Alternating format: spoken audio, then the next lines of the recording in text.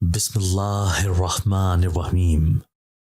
اپنے بچپن کا وہ واقعہ اسے آج بھی یاد تھا، جس واقعے کے بعد سے اس کی زندگی مکمل طور پر بدل گئی تھی، مگر آج تک اس نے کبھی بھی اس بات کا ذکر کسی سے نہیں کیا تھا۔ یہ اس کی زندگی کا ایک ایسا راز تھا جس کو صرف اس نے اپنے تک محدود رکھا تھا، اور اس راز کو اس نے اپنے سینے میں ہی دبا کر رکھا تھا۔ جب سے وہ سب کچھ اس کی زندگی میں ہوا تھا، اس کے بعد اس کی زندگی بدل گئی تھی۔ اس واقعے کے بعد ایک خواب مسلسل اسے آتا تھا، اور جب بھی وہ صبح اٹھتی تھی تو اس کے چہرے پر ایک مسکراہٹ ہوتی تھی۔ وہ کبھی بھی اس خواب سے خوفزدہ نہیں ہوئی تھی، بلکہ سارا دن کی پریشانی سے تنگ آ کر جب وہ رات کو سونے کے لیے اپنے کمرے میں جاتی تھی اور جب وہ خواب دیکھتی تھی تو اس کے بعد اس کی ساری پریشانی جیسے ختم ہو جاتی تھی۔ اس کے چہرے پر مسکراہٹ آ جاتی تھی اور ایک رونق تھی جو اس کے چہرے پر آ جاتی تھی۔ کوئی نہیں جانتا تھا کہ اس رونق کی وجہ کیا ہے۔ جب گھر میں کوئی بھی اس سے اس کی خوشی کی یا اس کی مسکراہٹ کی وجہ پوچھتا تو وہ چپ ہو جاتی۔ کبھی بھی اس نے یہ بات کسی کو نہ بتائی تھی۔ اب اپنے آپ کو ایک بہت ہی خوبصورت جگہ پر محسوس کرتی تھی۔ سفید رنگ کا لباس پہنا ہوتا تھا اور آس پاس خوبصورت پھول اور پودے تھے، جبکہ وہ اس حسین منظر کو اپنی آنکھوں سے دیکھ رہی ہوتی تھی۔ اور پھر اسی طرح سے اچانک اس کی آنکھ کھل جاتی تھی، مگر آنکھ کھلنے پر اسے ایسا لگتا تھا کہ جیسے وہ واقعی میں اس جگہ پر موجود تھی۔ اس جگہ میں جو سکون تھا، وہ سکون اسے اپنے اندر محسوس ہوتا تھا۔ اس کے ساتھ ہی جب وہ صبح نیند سے جاگتی تھی تو ایک ایسی ہی خوشبو سے اپنے آپ کو محسوس کرتی تھی جو آج سے پہلے اس نے کبھی محسوس نہ کی تھی۔ وہ خوشبو اس قدر اچھی تھی کہ جب وہ اپنے کمرے سے باہر نکلتی تھی تو سبھی لوگ اس خوشبو کی وجہ سے حیران ہو جاتے تھے، اور پھر جیسے جیسے وقت گزرتا جا رہا تھا بہت سارے لوگوں کو اس چیز کا تجسس ہونے لگا تھا کہ آخر اس کی زندگی کے ساتھ ایسا کون سا بڑا راز جڑا ہوا تھا۔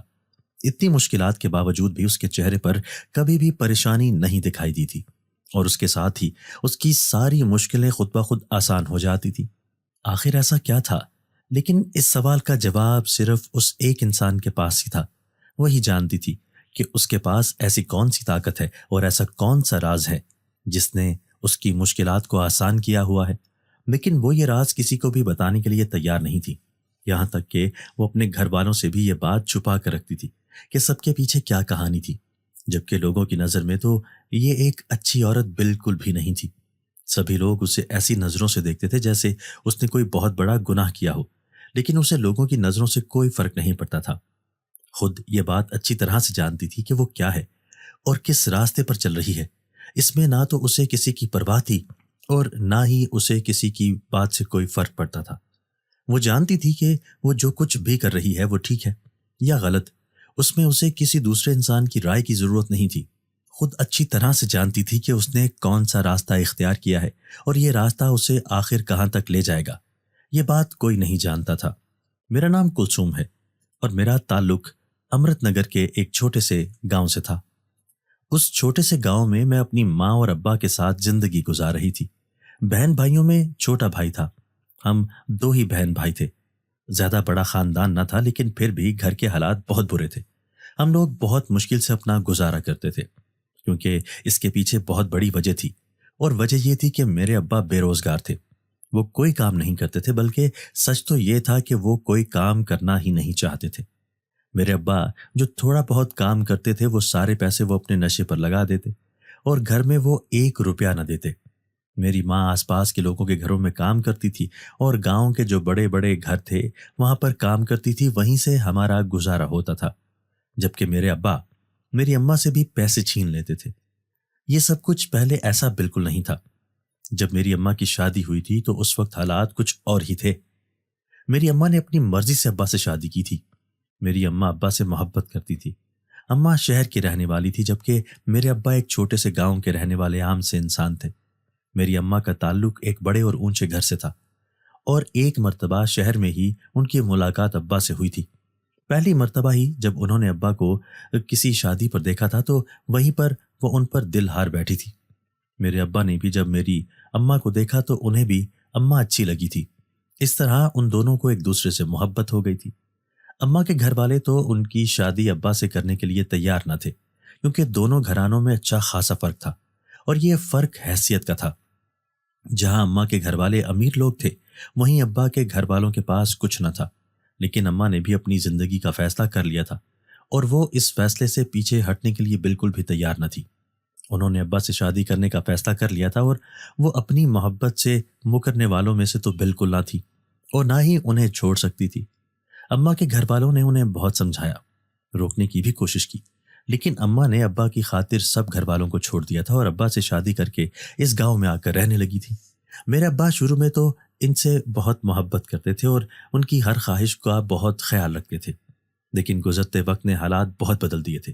میری اماں نے جب اپنے گھر والوں کے خلاف جا کر ابا سے شادی کی تھی تو انہوں نے اماں کی شادی ان کی مرضی کے مطابق کروا تو دی تھی، لیکن اس کے بعد انہوں نے اماں سے ملنا جلنا مکمل طور پر ختم کر دیا تھا۔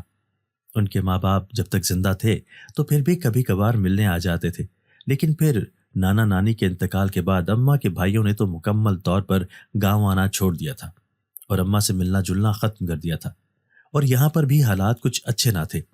میرے ابا جنہوں نے ساری زندگی اماں کا ساتھ نبھانے کا وعدہ کیا تھا اور ان کے لیے سب کچھ کرنے کا بھی وعدہ کیا تھا، ان کے سارے وعدے ادھورے رہ گئے تھے۔ جانے میرے ابا کو یہ عادت کہاں سے لگ گئی تھی۔ ابا کام کرنے کے لیے شہر گئے تھے کیونکہ میری اماں نے ہی انہیں شہر جانے کے لیے کہا تھا۔ گاؤں میں جب وہ تھوڑا بہت کام کرتے تھے ان پیسوں سے گھر کا گزارا بہت مشکل ہوتا تھا، اسی لیے میری اماں نے ابا کو شہر جانے پر مجبور کیا۔ میرے ابا جب شہر چلے گئے تھے تو شروع میں تو سب کچھ ٹھیک رہا اور اچھے پیسے کمانے لگے تھے، لیکن پھر انہیں جانے کس جگہ سے یہ بری لت لگ گئی تھی کہ ابا نشہ کرنے لگے اور اس لت نے ہمارے گھر کو برباد کر دیا تھا۔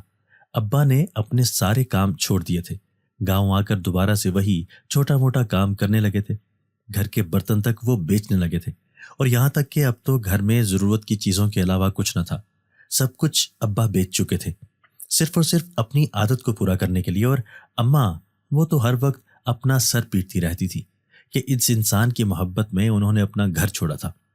اب نہ تو وہ واپس اپنے گھر والوں کے پاس جا کر ان سے کوئی مدد مانگ سکتی تھی اور نہ ہی ابا کے رشتہ دار اتنے اچھے تھے کہ ہماری کسی معاملے میں مدد کرتے، اور ابا انہوں نے تو ساری حدیں ہی پار کر دی تھی۔ اماں جو لوگوں کے گھروں میں کام کر کے پیسے جمع کرتی تھیں وہ بھی چوری کر کے گھر سے لے جاتے تھے۔ سبھی محلے والے میرے ابا کی اس عادت سے اچھی طرح سے واقف تھے اور بہت سارے لوگوں نے تو بہت مرتبہ ہم لوگوں کو اس محلے سے نکالنے کی بھی کوشش کی تھی، لیکن پھر میری ماں منت سماجت کرتی تھی اور ان لوگوں سے یہی کہتی تھی کہ اگر انہوں نے ہمیں یہاں سے نکال دیا تو پھر ہم کہاں جائیں گے، وہ لوگ ہمیں یہاں رہنے دیں۔ میرے ابا تو جیسے تھے ویسے تھے ہی، کم از کم وہ لوگ ہمیں یہاں سے نکال کر ہمارے اوپر مزید ظلم نہ کریں، اور پھر لوگ بھی ہم پر ترس کھا لیتے تھے اور ہمیں انہوں نے یہاں رہنے کی اجازت دی ہوئی تھی۔ لیکن ابا کی وجہ سے کوئی بھی ہمیں ٹھیک نہیں سمجھتا تھا، نہ کوئی ہمارے گھر آنا پسند کرتا تھا اور نہ ہی کوئی ہمیں اپنے گھر گھسنے دیتا تھا۔ بچپن سے ہی لوگوں کے رویے میں دیکھتی آ رہی تھی جو کہ ہمارے ساتھ انتہائی برے ہوتے تھے۔ کوئی بھی ہمیں راستے میں آتا جاتا دیکھتا تو نفرت سے منہ پھیر لیتا تھا، یہ کہہ کر کہ جیسا ہمارا باپ ہے اولاد بھی ویسی ہی ہوگی۔ ابا کی وجہ سے بچپن سے ہی ہم لوگوں کی باتیں سنتے آ رہے تھے، ان کے طنز کا نشانہ بن رہے تھے، لیکن انہیں اس چیز کی پرواہ نہ تھی، انہیں صرف اپنی زندگی سے مطلب تھا۔ میں ان ساری چیزوں کی وجہ سے بہت پریشان رہتی تھی۔ گھر کے حالات تھے کہ ٹھیک ہونے کے بجائے بکھرتے جا رہے تھے، الجھتے جا رہے تھے، اور سارے معاملات ایسے لگتا تھا کہ جیسے ہاتھ سے نکلتے جا رہے ہیں۔ اماں تو ان ساری باتوں کی وجہ سے بہت پریشان رہنے لگی تھی، لیکن اس کے علاوہ ہم لوگ اور کچھ کر بھی تو نہیں سکتے تھے سوائے صبر کرنے کے۔ خاموشی سے سب کچھ سہ کر صبر کر کے اپنی زندگی گزار رہے تھے۔ لوگوں کی باتیں مجھے بہت بری لگتی تھی، جو کچھ وہ ہم لوگوں کے بارے میں کہتے تھے اور جو کچھ وہ ہمارے بارے میں سوچتے تھے۔ جب میں کبھی بھی کسی کام سے گھر سے باہر جاتی اور لوگوں کی اس قسم کی بری باتیں اپنے اور اماں کے بارے میں سنتی تھی تو میں گھر آ کر بہت روتی تھی۔ اماں مجھے چپ کرواتی تھی اور وہ مجھے ہر بار ایک ہی بات کہتی تھی، یہ کہتی تھی کہ اگر ہم خود ٹھیک ہیں تو ہمیں کسی دوسرے کی بات پر دھیان نہیں دینا چاہیے۔ انسان خود اپنے ضمیر سے مطمئن ہو تو لوگ ہمارے بارے میں کیا سوچ رکھتے ہیں ہمیں اس چیز سے کوئی فرق نہیں پڑنا چاہیے۔ ہمیں اپنے آپ پر دھیان دینا چاہیے کہ ہم کتنے اچھے اور کتنے برے ہیں۔ اماں کی یہ باتیں اکثر مجھے گہری سوچ میں ڈال دیتی تھی، اور اس کے بعد آہستہ آہستہ میں بدلتی جا رہی تھی۔ میں نے لوگوں کی باتوں پر دھیان دینا چھوڑ دیا تھا، یہاں تک کہ میں گھر سے باہر بہت کم نکلتی تھی۔ میں گھر میں ہی رہتی تھی اور 5 وقت کی نماز پابندی سے ادا کرتی تھی۔ کیونکہ اماں سے بچپن سے ہی یہی سنا تھا کہ کسی انسان کے لیے کوئی دوسرا انسان کبھی کچھ نہیں کر سکتا، اس لیے اسے اپنے رب سے مدد مانگنی چاہیے۔ اور اماں کی انہی باتوں نے مجھے ایسا بنا دیا تھا کہ میں اس راستے پر چل پڑی تھی۔ میں نے ساری چیزوں کو چھوڑ دیا تھا اور نیکی کے راستے کو چن لیا، اور ہر ممکن کوشش کرتی تھی کہ میں لوگوں کی نظروں میں تو ایک اچھی انسان نہیں تھی، لیکن اپنے رب کی نظر میں ایک اچھے انسان بننا چاہتی تھی۔ اس لیے میں نے لوگوں کی باتوں پر دھیان دینا چھوڑ دیا تھا۔ وہ ہم لوگوں کے بارے میں کیا سوچتے تھے، مجھے اس سے کوئی فرق نہیں پڑتا تھا۔ میں جانتی تھی کہ میں کیسی انسان ہوں، یہ میرے لیے کافی تھا۔ میں پورا دن اپنے کمرے میں ہی موجود رہتی تھی، گھر کے کام کاج ختم کر کے کمرے میں چلی جاتی اور دیر تک عبادت میں مصروف رہتی تھی۔ آہستہ آہستہ دنیا کی طرف سے میرا دھیان بالکل ہٹ گیا تھا اور میرے اور ہی مقصد تھے۔ مجھے اپنی عبادت سے اس قدر محبت ہو گئی تھی کہ میں اپنا زیادہ تر وقت عبادت میں گزارتی تھی، اور اسی لیے انہیں ساری باتوں کی وجہ سے میرے دل میں ایک خواہش پیدا ہوئی تھی۔ میں ایک مرتبہ اللہ کے گھر جانا چاہتی تھی، میں عمرے پر جانا چاہتی تھی، اور یہ میری سب سے بڑی خواہش بن گئی تھی۔ مجھے اپنی زندگی میں اور کچھ نہیں چاہیے تھا، بس میں اپنے جس رب سے اتنی محبت کرتی تھی، جس کے لیے میں نے باقی ساری چیزوں کو پیچھے چھوڑ دیا تھا، ایک مرتبہ میں اس کے گھر جانا چاہتی تھی اور اپنی آنکھوں سے وہ سارے مناظر دیکھنا چاہتی تھی۔ لیکن پھر یہی سوچتی تھی کہ ایسا ممکن نہیں ہے۔ ہم لوگ غریب تھے، ہمارے گھر میں تو 2 وقت کا کھانا بھی بڑی مشکل سے پورا ہوتا تھا۔ ایسے میں اتنے بڑے بڑے خواب دیکھ رہی تھی، لیکن پھر یہی سوچتی تھی کہ خواب بھی تو وہی پورے ہوتے ہیں جو ہم دیکھتے ہیں۔ اور اماں اکثر کہتی تھی کہ کوئی بھی چیز ناممکن نہیں ہوتی، اگر ہم کرنے کی کوشش کریں تو ہم کچھ بھی کر سکتے ہیں۔ میرے اندر ایک جذبہ پیدا ہوا تھا، اور اس کے بعد میں نے گھر میں ہی کڑھائی سلائی کرنی شروع کر دی تھی۔ میں بہت محنت سے کام کرتی تھی اور پیسے جمع کرتی تھی۔ وہ سارے پیسے میں ابا سے چھپا کر رکھتی تھی۔ میری زندگی کا جو مقصد تھا میں اسے پورا کرنا چاہتی تھی، اور اس کے لیے میں نے پیسے جمع کرنے شروع کر دیے تھے، یہ سوچ کر کہ زندگی میں کبھی نہ کبھی تو میں اتنے پیسے جمع کر ہی پاؤں گی کہ میں اپنی زندگی کی وہ واحد خواہش پوری کر سکوں۔ وقت اسی طرح سے گزرتا جا رہا تھا، اور پھر میری اماں نے میرے لیے رشتے تلاش کرنے شروع کر دیے۔ اماں جلد از جلد میری شادی کر کے مجھے رخصت کرنا چاہتی تھی، کیونکہ ابا کی وجہ سے گھر کے حالات مزید بگڑ گئے تھے۔ اب تو لوگوں نے بھی تنقید کرنی شروع کر دی تھی۔ لوگ گھر آ کر ہمیں باتیں سنا کر چلے جاتے تھے، مجھے اور اماں کو برا بھلا کہتے تھے۔ اماں نہیں چاہتی تھی کہ میں مزید ایسے ماحول میں زندگی گزاروں، اسی لیے وہ مجھے اس گھٹن زدہ ماحول سے نکالنا چاہتی تھی کہ میں شادی کر کے اچھے گھر چلی جاؤں۔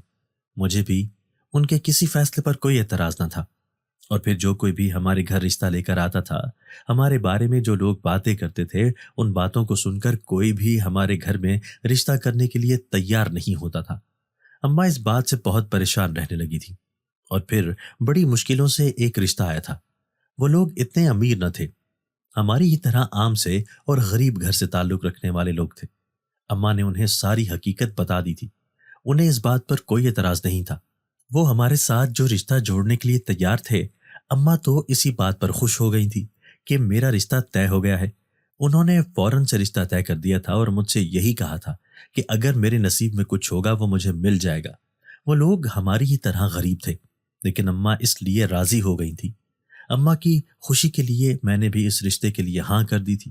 شادی طے ہو گئی تھی، لیکن شادی کے اخراجات پورے کرنے کے لیے اماں کے پاس پیسے نہ تھے۔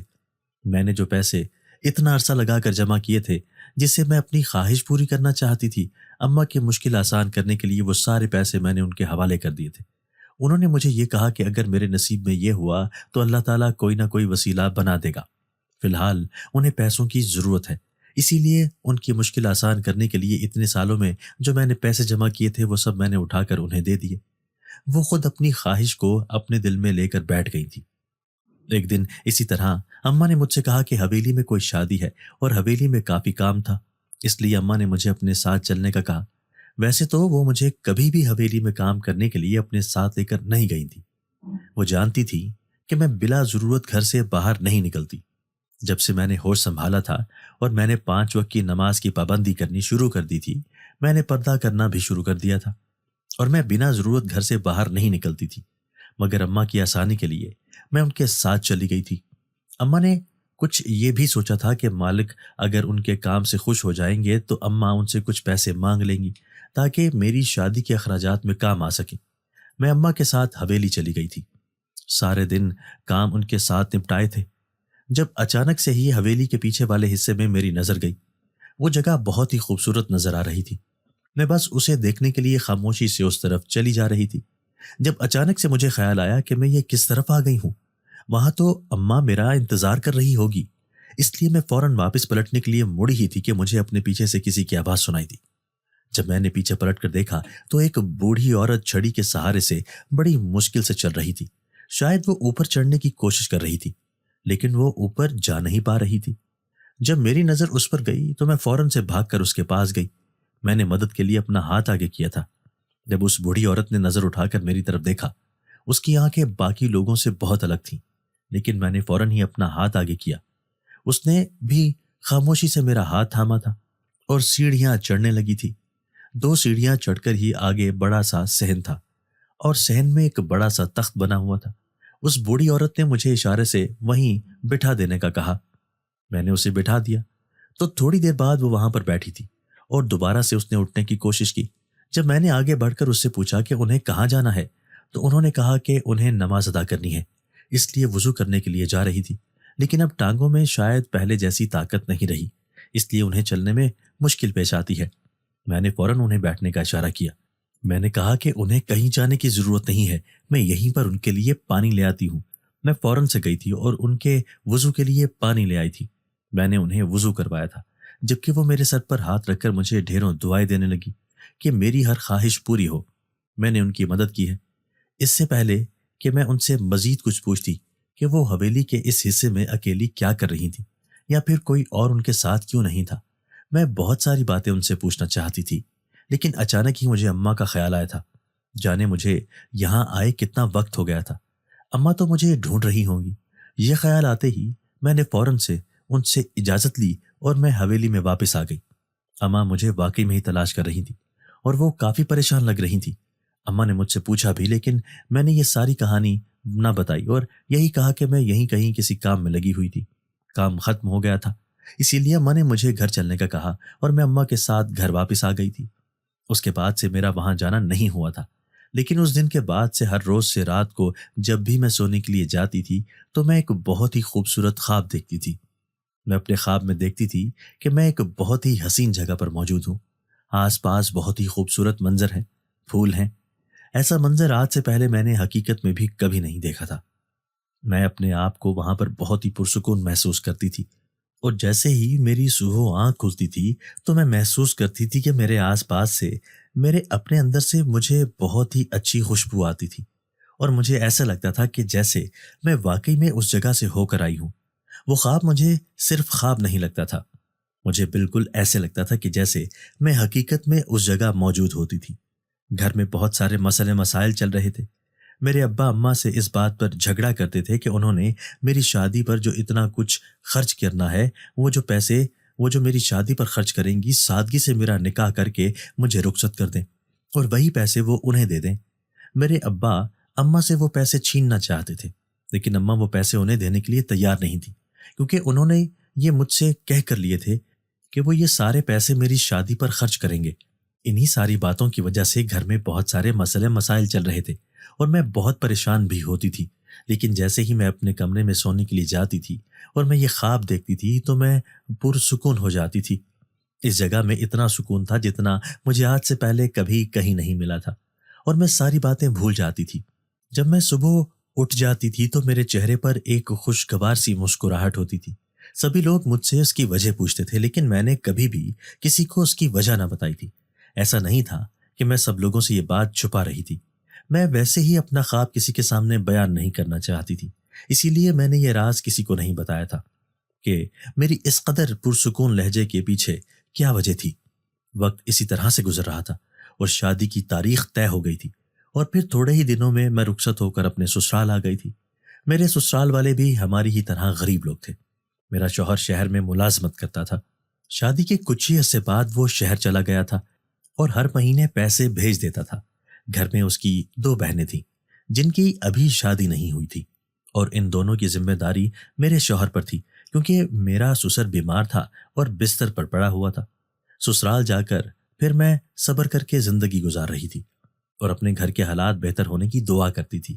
میرا شوہر جو بھی پیسے بھیجتا تھا وہ سارے گھر کے اخراجات میں نکل جاتے تھے۔ اتنے پیسے بچتے ہی نہیں تھے کہ میں پیسے جمع کر سکوں۔ اب تو مجھے ایسا لگنے لگا تھا کہ جیسے میری خواہش ادھوری رہ جائے گی، کبھی پوری نہیں ہوگی، اور اس بات کو لے کر میں بہت پریشان اور اداس رہتی تھی۔ لیکن پھر میں نے دوبارہ سے اپنا کام شروع کرنے کا فیصلہ کیا۔ اپنے سسرال میں بھی میں نے سلائی کڑھائی کا کام کرنا شروع کر دیا تھا۔ عورتیں میرے پاس آتی تھیں اور انہیں میرے ہاتھ کے بنائے ہوئے ڈیزائن بہت اچھے لگتے تھے۔ میں نے دوبارہ سے ہمت کی تھی اور دوبارہ سے پیسے جمع کرنے شروع کر دیے تھے، اس امید پر کہ اس بار میری یہ خواہش ہر حال میں پوری ہوگی۔ وقت اسی طرح سے گزرتا جا رہا تھا اور میری دونوں نندوں کی شادی طے ہو گئی تھی۔ میرے شوہر نے بہت محنت کی تھی اور میں نے بھی بھرپور ساتھ دیا تھا۔ میں نے کبھی اس سے کسی چیز کا مطالبہ نہیں کیا تھا اور صبر شکر کر کے زندگی گزار رہی تھی۔ سبھی لوگ اس بات پر میری بہت تعریف کرتے تھے۔ میرے سسرال والے بھی میری قدر کرتے تھے کہ میں نے ہر معاملے میں ان کا ساتھ دیا تھا اور کبھی کسی چیز کا مطالبہ نہیں کیا تھا۔ میرے شوہر نے جو بھی پیسے اتنے سالوں میں جمع کیے تھے وہ سب اس نے اپنی بہنوں کی شادی پر لگائے تھے۔ ہماری شادی کو 5 سال گزر چکے تھے اور ان 5 سالوں کی ساری جمع پونجی میرے شوہر نے اپنی بہنوں پر لگائی تھی۔ مجھے اس بات پر کوئی اعتراض نہیں تھا۔ اس کی بہنیں تھیں اور اس کا پورا حق تھا۔ وہ دونوں اپنے گھر کی ہو گئی تھیں اور اس سے بڑی خوشی کی بات ہمارے لیے اور کوئی نہ تھی۔ میرا سسر جو کہ بیمار تھا وہ بستر پر پڑا ہوا تھا۔ اس کا تو کچھ عرصہ پہلے ہی انتقال ہو گیا تھا، جبکہ میری ساس وہ بھی کچھ بیمار سی رہتی تھی۔ جب میں نے اپنے شوہر سے اپنی خواہش کا اظہار کیا تو انہوں نے مجھ سے وعدہ کیا کہ اب وہ دوبارہ جب واپس جائے گا تو پیسے جمع کرے گا۔ اس کے بعد وہ ضرور مجھے عمرے پر لے کر جائے گا اور میری اس خواہش کو ضرور پورا کرے گا۔ اسی وعدے کے ساتھ وہ گھر سے گیا تھا اور میں نے اس کے لیے یہی دعا کی تھی کہ وہ اپنے مقصد میں کامیاب ہو کر ہی لوٹے۔ اسے گھر سے گئے ہوئے 1 مہینہ گزر گیا تھا اور 1 مہینے بعد ایک ایسی خبر سننے کو ملی تھی جو ہمارے اوپر قیامت کی طرح گزری تھی۔ شہر سے خبر آئی تھی کہ میرے شوہر کا ایکسیڈنٹ ہو گیا ہے اور وہ بری طرح سے زخمی ہوا ہے۔ اس کا علاج ہسپتال میں چل رہا تھا، لیکن میرا شوہر مکمل طور پر ٹھیک نہ ہو پایا تھا اور وہ گھر واپس آ گیا۔ میرے شوہر کے سر پر گہری چوٹ لگی تھی اور ڈاکٹروں کا یہی کہنا تھا کہ اسے ٹھیک ہونے میں کافی وقت لگ سکتا ہے۔ وہ گھر تو واپس آ گیا تھا، لیکن نہ تو وہ کوئی کام کر سکتا تھا، نہ ہی کہیں آتا جاتا تھا۔ سارا وقت وہ بستر پر ہی پڑا رہتا تھا۔ اسے دیکھ دیکھ کر اس کی ماں اور میں ہم دونوں پریشان ہوتی تھیں۔ سمجھ نہیں آتا تھا کہ اب زندگی میں آگے کیا ہوگا۔ لوگ جب بھی میرے شوہر کی عیادت کرنے کے لیے آتے تھے تو عجیب نظروں سے مجھے دیکھتے تھے اور میری ساس سے لوگوں نے عجیب و غریب قسم کی باتیں کہنی شروع کر دی تھی۔ لوگوں نے میرے بارے میں وہی دوبارہ سے باتیں کرنا شروع کر دی تھی۔ یہ کہنا شروع کر دیا تھا کہ میں ایک بری عورت ہوں، جیسا میرا باپ تھا ویسی ہی میں ہوں اور میری ماں بھی ویسی ہی ہے۔ میری نحوست کی وجہ سے ہی ان کے گھر کا سکون برباد ہوا ہے، ورنہ اس سے پہلے تو ان کا بیٹا اتنے سالوں سے شہر میں نوکری کر رہا تھا، آج تک تو اسے کچھ نہیں ہوا۔ میرے اس گھر میں آتے ہی کیسے اس کی زندگی برباد ہو گئی ہے اور وہ بستر پر پڑ گیا ہے۔ کمانے والا گھر میں ایک ہی فرد تھا اور وہ بھی میری نحوست کی وجہ سے بستر پر پڑ گیا تھا۔ اب آگے ان کا کیسے گزارا ہوگا؟ میری ساس شروع میں تو مجھے کچھ نہ کہتی تھی اور لوگوں کی باتوں کو نظر انداز کر دیتی، لیکن پھر آہستہ آہستہ وہ ساری باتیں بھول گئی جو قربانیاں میں نے ان کے گھر کے لیے دی تھی، ان کی بیٹیوں کے لیے دی تھی۔ وہ ان ساری باتوں کو بھول گئی تھی اور انہوں نے میرے اوپر ہی الزام لگانے شروع کر دیے تھے۔ وہ مجھے گھر سے نکالنا چاہتی تھی۔ میرا وجود اب ان سے اس گھر میں برداشت نہیں تھا۔ میں ان کے ہاتھ جوڑتی تھی اور انہیں یقین دلانے کی کوشش کرتی تھی کہ ایسا کچھ نہیں ہے، جو لوگ میرے بارے میں باتیں کرتے ہیں وہ سب غلط ہے۔ میری ساس کو ایسا لگتا تھا کہ جیسے میں اچھائی کا ڈرامہ کرتی ہوں، حقیقت میں اچھی نہیں ہوں۔ وہ مجھے بات بات پر اسی بات کے طعنے دیتی تھی کہ میں جو پارسائی کا ڈرامہ کرتی ہوں یہ سب کچھ جھوٹ ہے۔ انہیں میری حقیقت معلوم ہو گئی ہے۔ میں ایک نشئی باپ کی بیٹی ہوں۔ میں کیسے ایک اچھی لڑکی ہو سکتی ہوں؟ مگر میں ان کی ساری باتیں خاموشی سے برداشت کرتی رہتی تھی، لیکن میں اپنا گھر چھوڑ کر جانے کے لیے بالکل بھی تیار نہ تھی۔ میں کیسے اپنا گھر چھوڑ کر چلی جاتی؟ میری ساس جو پہلے مجھ سے بہت متاثر تھی، میری بہت تعریفیں کرتی تھی کہ ان کی بہو بہت ہی نیک اور پردے دار ہے، اور اب ان لوگوں کی باتوں میں آ کر انہوں نے بھی مجھے برا بھلا کہنا شروع کر دیا تھا۔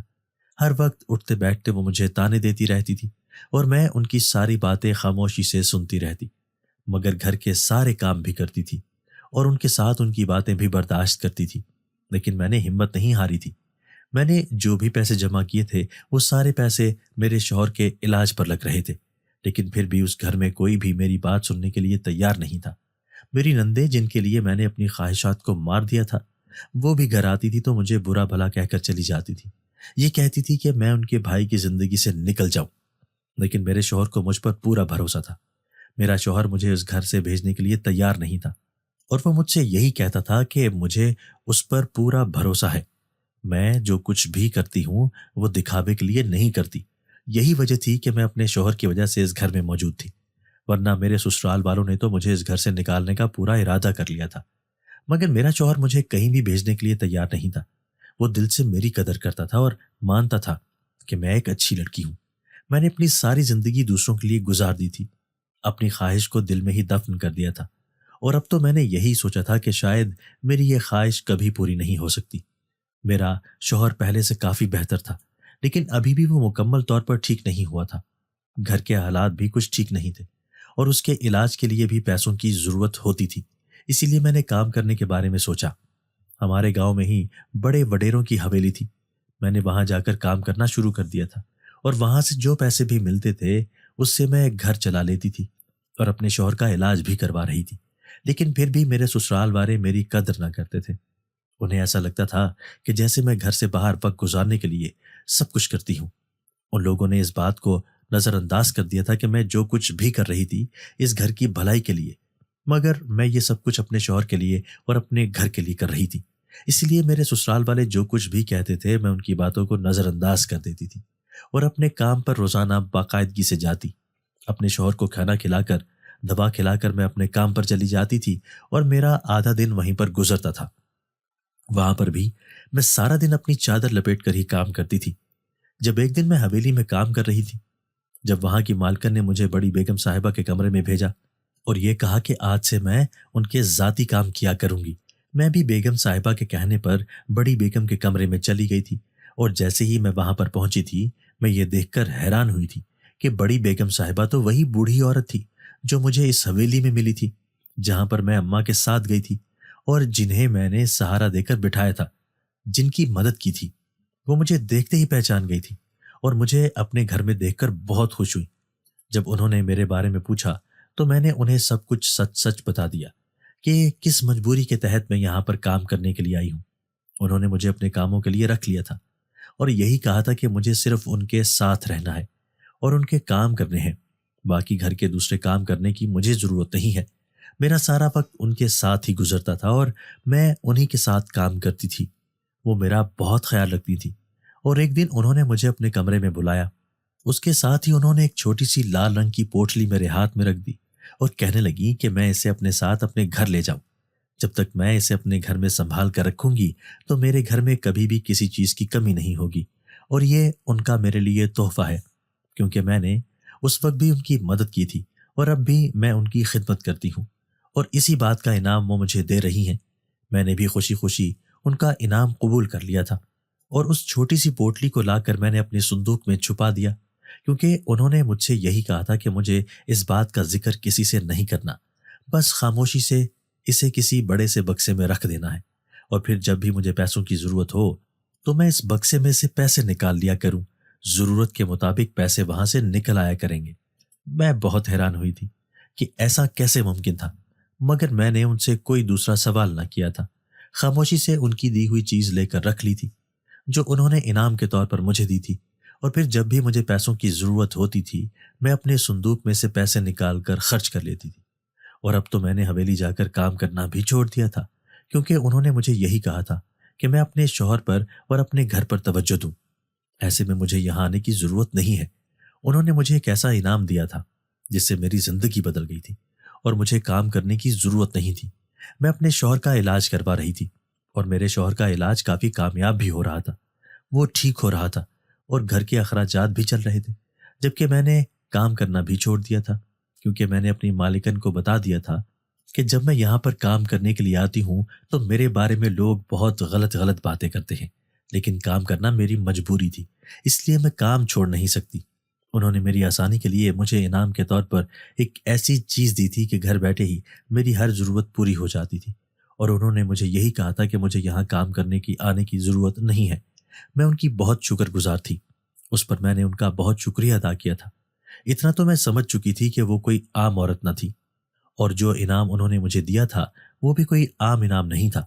یقیناً اس میں کوئی خاص بات چھپی تھی، لیکن جیسے جیسے وقت گزر رہا تھا میری ساس کو مجھ پر شک ہونے لگا۔ انہوں نے اپنی طرف سے اور بہت سی باتیں بنا لی تھیں، یہ کہہ کر کے میں تو کام پر جاتی نہیں تو میرے پاس پیسے کہاں سے آتے ہیں۔ بہت بار انہوں نے مجھ سے یہ بات پوچھی، لیکن کیونکہ اس بوڑھی عورت نے مجھے یہ راز کسی کو بھی بتانے سے منع کیا تھا، اس لیے میں چاہ کر بھی انہیں یہ حقیقت نہیں بتا سکتی تھی کہ میں یہ پیسے کہاں سے لے کر آتی ہوں۔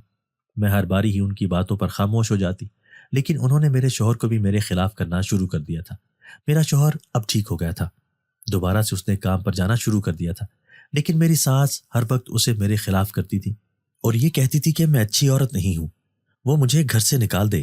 لیکن کیونکہ میں نے برے وقت میں اپنے شوہر کا ساتھ دیا تھا، اس لیے وہ مجھے چھوڑنے کے لیے تیار نہ تھا۔ وہ مجھ سے یہی کہتا تھا کہ میں اس کی ماں کو سب کچھ سچ سچ بتا دوں، لیکن میں یہ راز کسی کو نہیں بتا سکتی تھی۔ میں نے وعدہ کیا تھا اور میں اپنے وعدے سے مکر نہیں سکتی تھی۔ ایک دن اسی طرح میری ساس نے میرے اوپر نظر رکھی ہوئی تھی اور انہیں معلوم ہو گیا کہ میں اپنے کمرے کے صندوق میں سے پیسے نکالتی ہوں۔ جب انہوں نے اس راز کو جان لیا تو انہوں نے مجھے میری ماں کے گھر ایک دن کے لیے بھیج دیا۔